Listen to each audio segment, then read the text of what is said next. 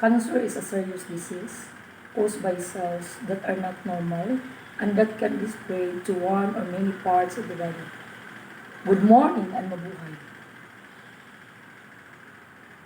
I'm Amity Calatrava, 51 years of age. I have 2 children. I live in Butuan City, part of Mindanao. I was diagnosed na mayroon akong breast cancer last June 2014. I undergo a chemotherapy last December until March 2015.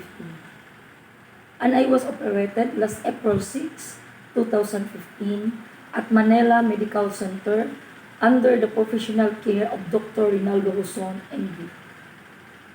Nang malaman ko na may cancer ako, takot na takot ako. Palagi akong nagdasal gabi-gabi. Hindi para mawala yung cancer ko, kundi para sa 2 kong anak. Paano na sila kung mawala ako? Wala na akong asawa na mag-alaga sa kanila. May mga kapatid naman ako, pero iba talaga kung ang mga magulang ang siyang sumasubaybay sa kanila. Sabi ko, Lord, if ever nakunin mo ako, ngayon nang matapos ng pag-aaral ang 2 kong anak. Kawawa sila kung iiwan ko. Paano na ang kanilang kinabukasan? Sino ang mag-alaga sa kanila? Yan ang mga tanong na palagi kong tinatanong sa ating Panginoon. Pero alam nyo, sa araw-araw na pagising ko, na-realize ko na hindi dapat ako matakot sa sakit na yan. Din yung fighting spirit, confidence, trust and determination to live, hindi mawala sa iyong sarili. At higit sa lahat, kailangan mananalig tayo sa ating Panginoon.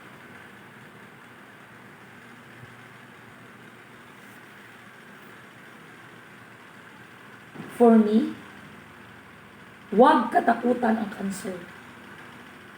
Sakit lang yan. Tell it in your mind.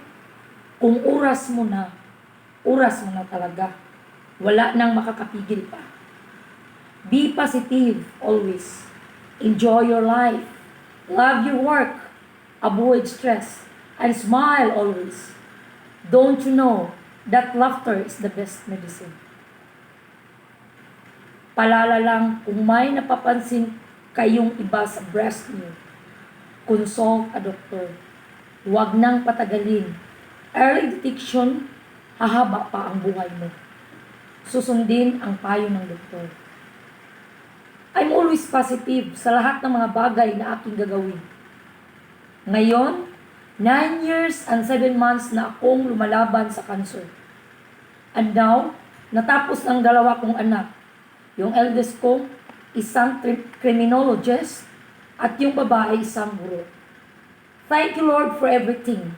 At marami pong salamat sa isang taong naging instrument ng ating Panginoon, Dr. Rinaldo Huson. Thank you very much.